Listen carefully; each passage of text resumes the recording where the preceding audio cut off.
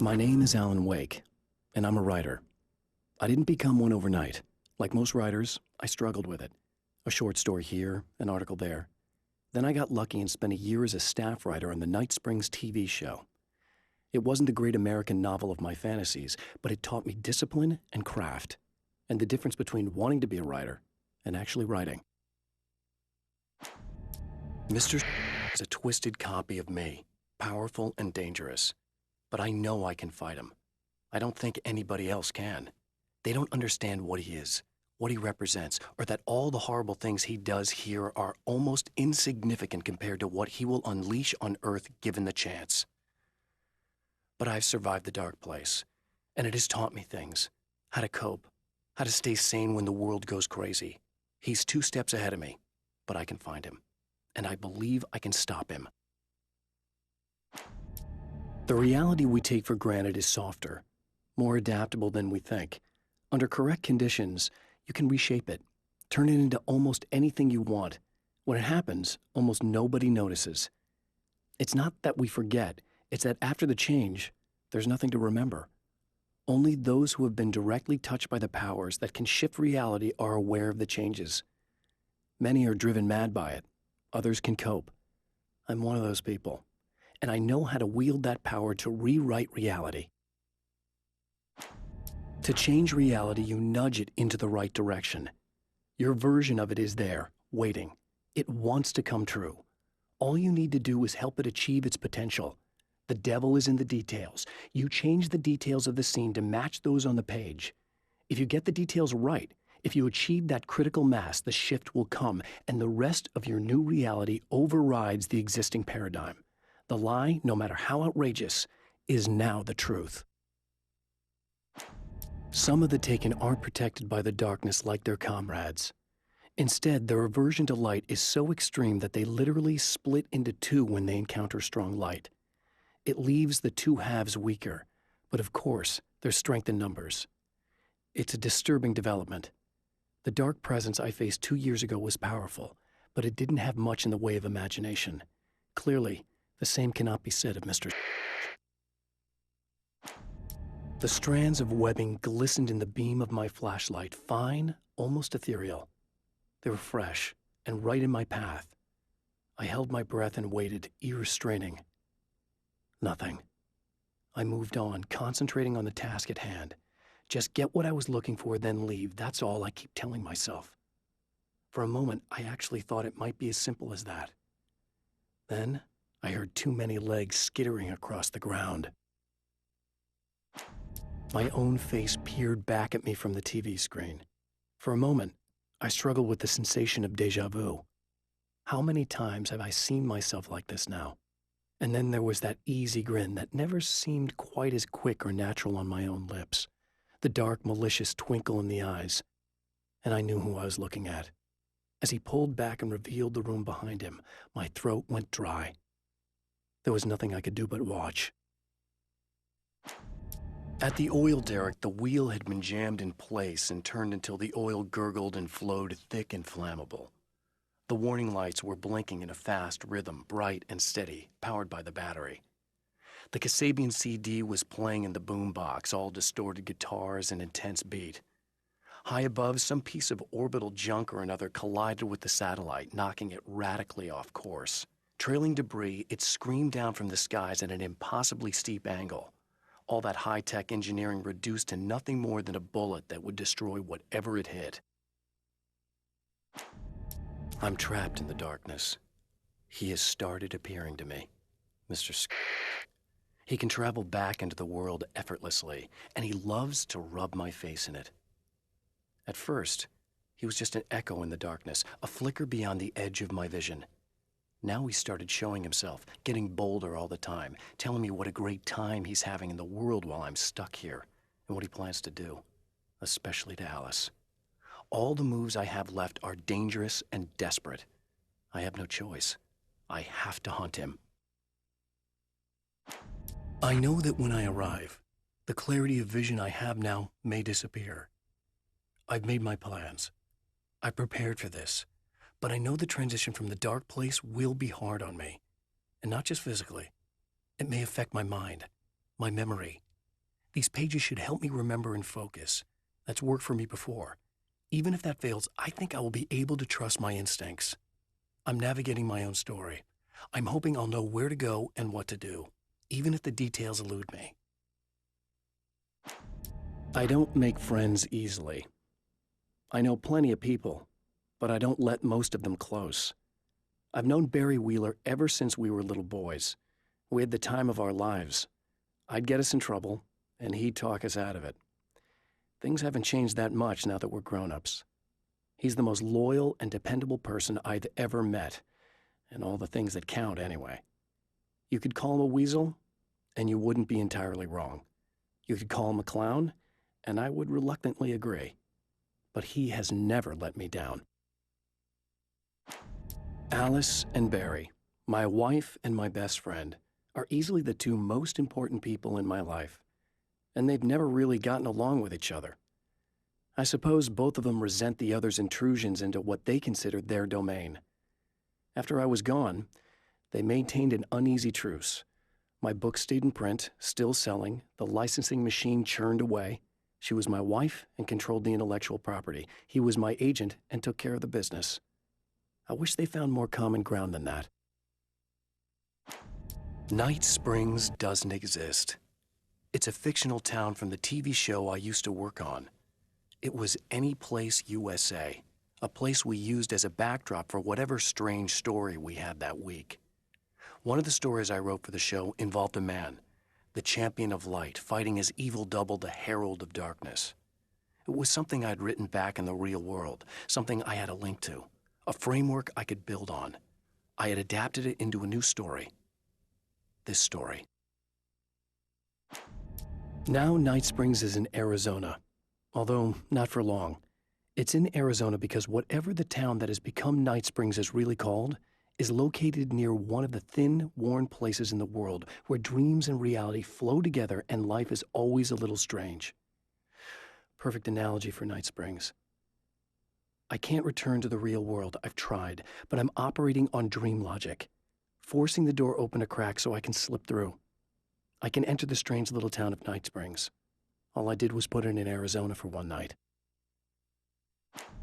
In Bright Falls, I was constantly under attack by birds that were more shadow than flesh and feathers. But this is an evolution. Some of the taken were actually capable of turning into a flock of birds to escape my attacks and turning back into human form to make surprise attacks. With all the herbs, crystals, and the rest of her New Age paraphernalia, Emma Sloan had been called a hippie and a freak and worse. It was that small-town mentality. She was a female mechanic, and even in 2011, there were always going to be backward shit-kickers who thought that was a hoot. She didn't mind. She could deal. She could take any engine apart, even the new ones with all the computers in them. Turned out that these boys were awful polite while waiting for her to put them back together. Thor and Odin Anderson, old gods of Asgard. I still don't quite know what to make of them. I know they used to be rock stars who modeled their stage personas after Norse gods. I know they're old. I know that in their day they fought the darkness as I do. I know they're demented and insane, ravaged by age and self-abuse. But there's something in them, something powerful that took hold when they were touched by the powers beyond. A thing that goes far beyond just stage names. Something godlike. The Anderson brothers should probably have been in a facility somewhere, despite their tendency to escape from such places. It could be argued that they had no business being on tour, considering their condition. Their lives mostly revolved around the laundry list of ailments and their endless quest for liquor. But Barry Wheeler managed them now. And whatever else they might say about Barry, he knew how to make things happen. And honestly, it wasn't like the Andersons were the most difficult clients he ever had. Getting the Andersons into the recording studio was a struggle and a half.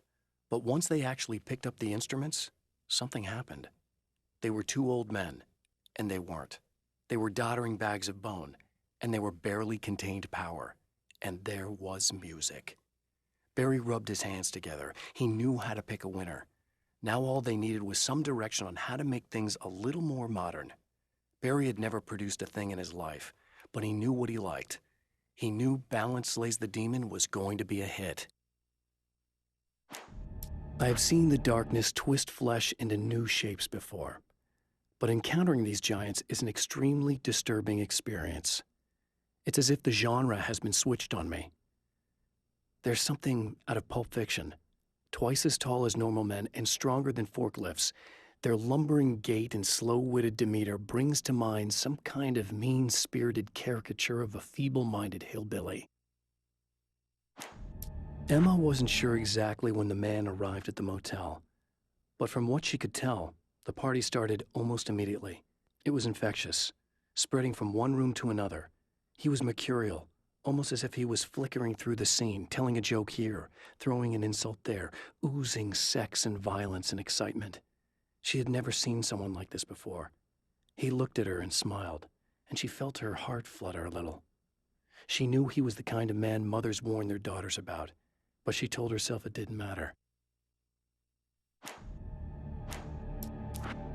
As a storyteller, my first real love was crime. And it was in that genre that I finished my first novel, starring the perpetually miserable Alex Casey, whose entire life was a wound that never healed.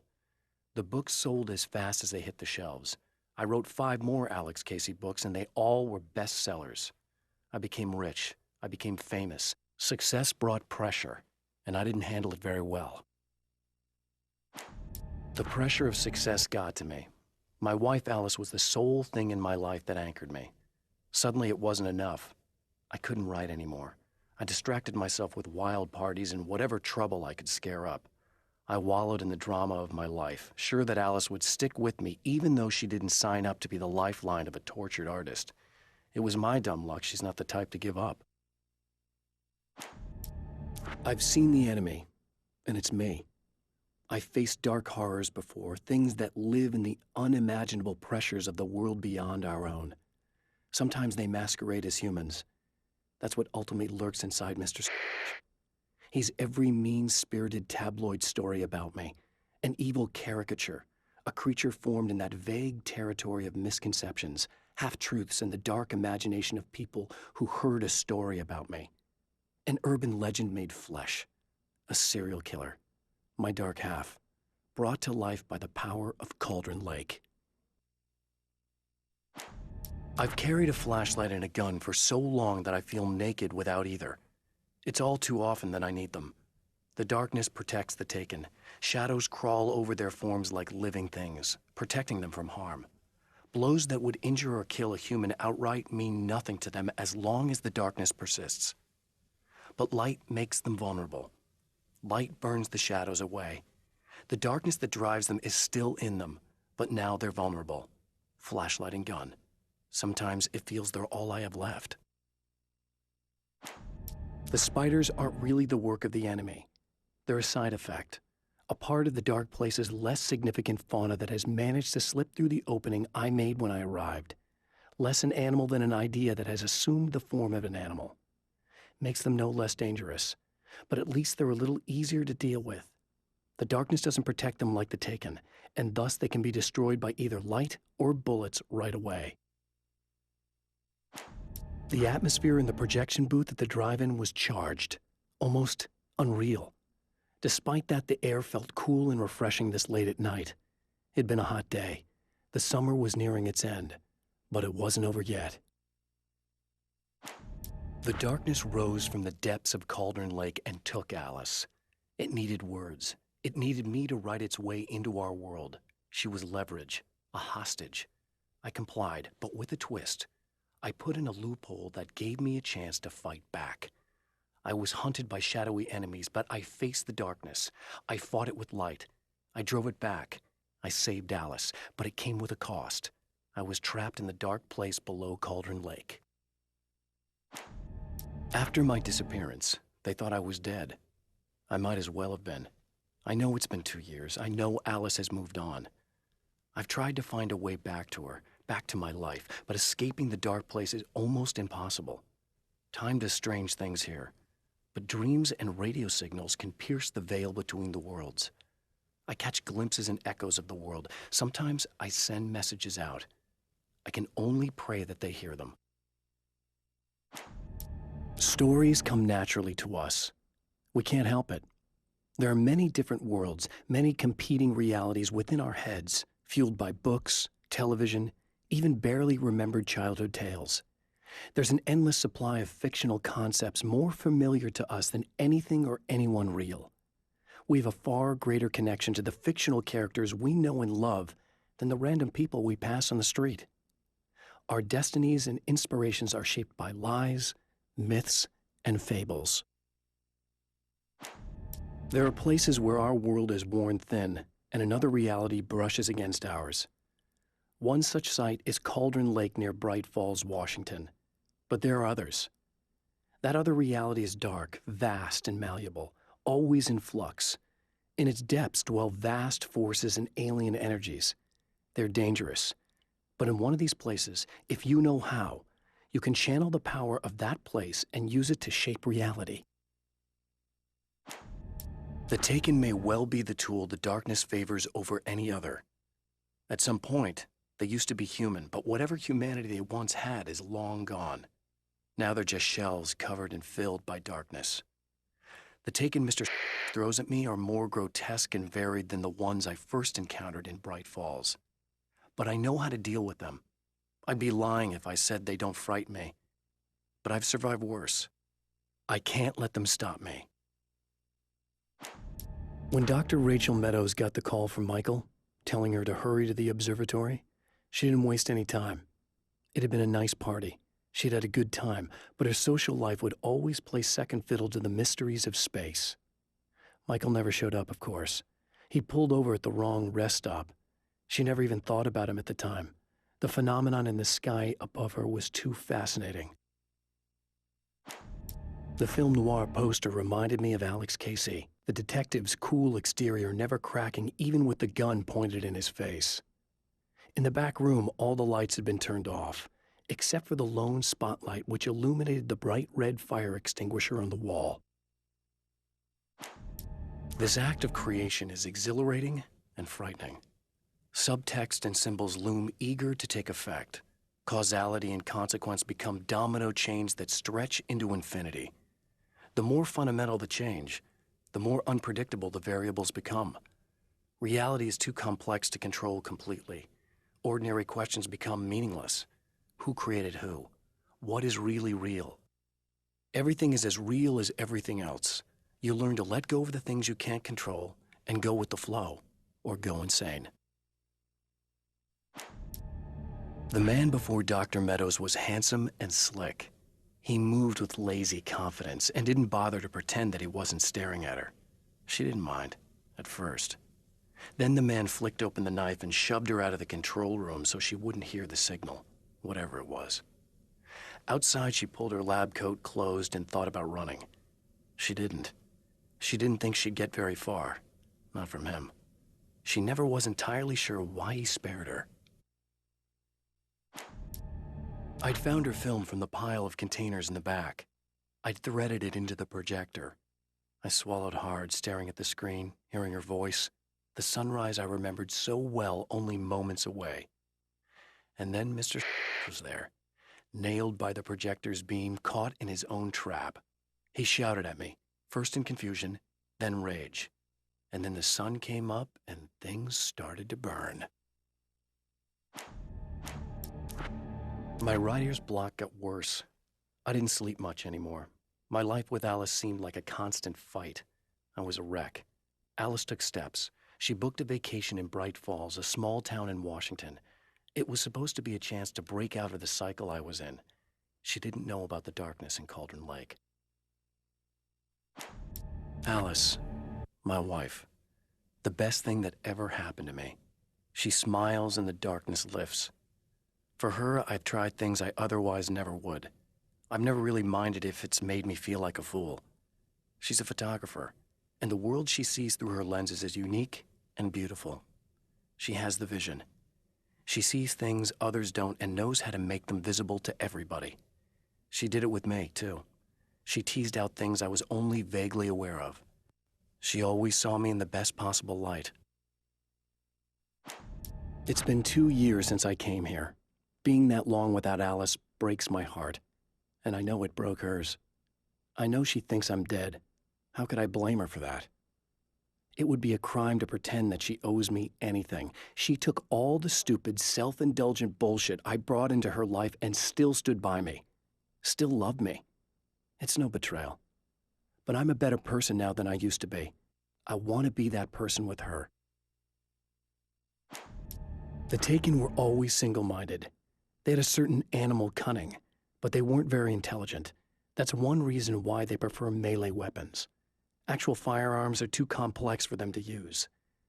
That's why seeing the one who threw grenades at me surprised me. But of course, they aren't actually grenades. There's no pin to pull, no fuse to set off an explosive, just concentrated darkness. The car seemed to sail through the crisp mountain air in slow motion, spinning around one axis almost lazily.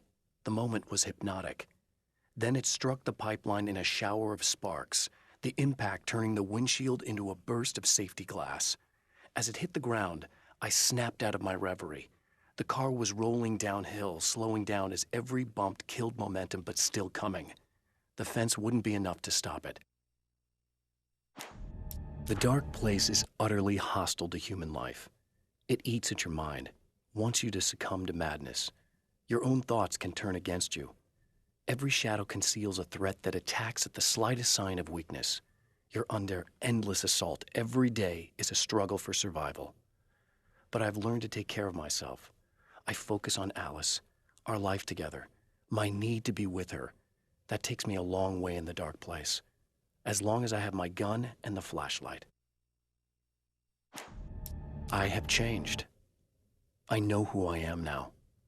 I know that I can write my own fate. Bright Falls taught me that. I know that indulging my weaknesses, giving in to fear and complacency will only drag me down. The dark place taught me that. I'm no Zen master. I've not attained enlightenment. But I have learned to let go of the things that I don't need. I know that without that balance within, I become my own worst enemy. Now I strive for equilibrium, and with that, I'm strong enough to get where I want. It's obvious that for all his power, Mr. is an agent of another greater being. The dark place he came from is full of terrible alien intelligences, dark presences, and none of them should be let loose in our world. He serves one of them. He'll open the way for them if I don't stop him.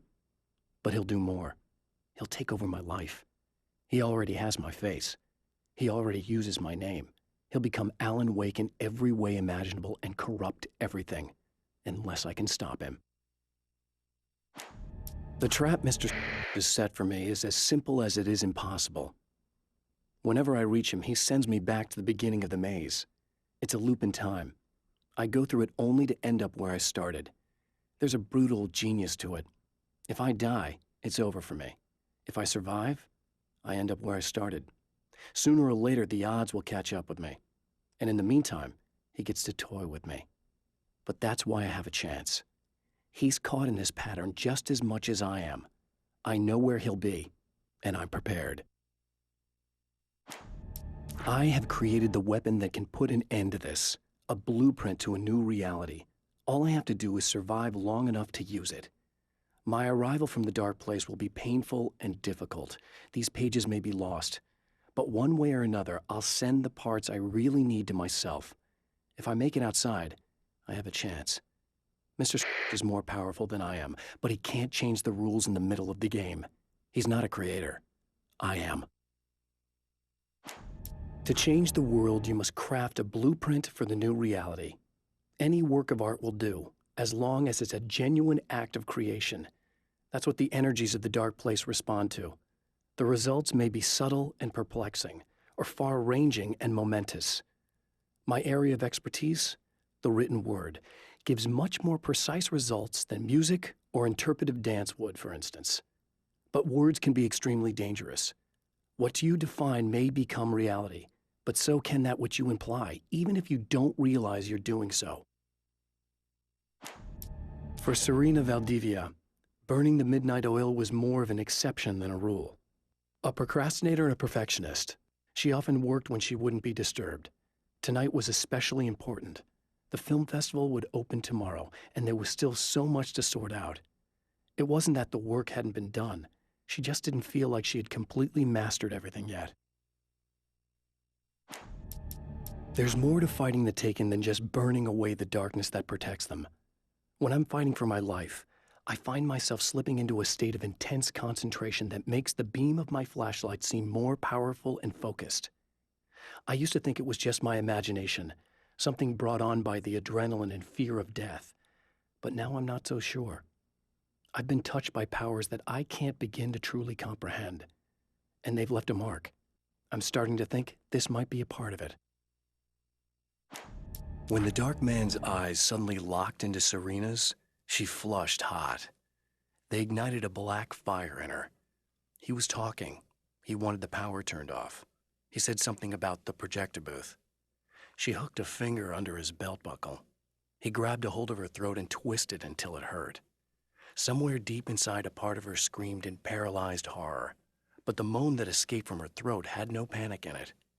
"Pay attention," he said. "Business first." His eyes glittered shamelessly. Hers did too. The clothes I wear now I shaped from dreams and memories. It's an old outfit, originally from the 90s. The last time I wore it was when I was still writing and Alice and I took a vacation in the desert before our troubles began. The night before, we'd been at a party, and I had dressed to the nines. On that lazy day, I put on these old clothes, worn and comfortable. Alice made a joke about grunge. I felt a little embarrassed, but I stuck with them. We were very happy. I'm sheathed in good memories to remind myself of what is at stake. I held the film canister in my hands. I saw her name written across it in big letters, followed by the title. It was a time capsule. Moments snatched from times gone by, from a past that I hoped could also be our future. It was my salvation, our chance to be together. A tin can with a bit of magic in it that she didn't even know about, something I could put to good use. There were only moments left before I had to face him.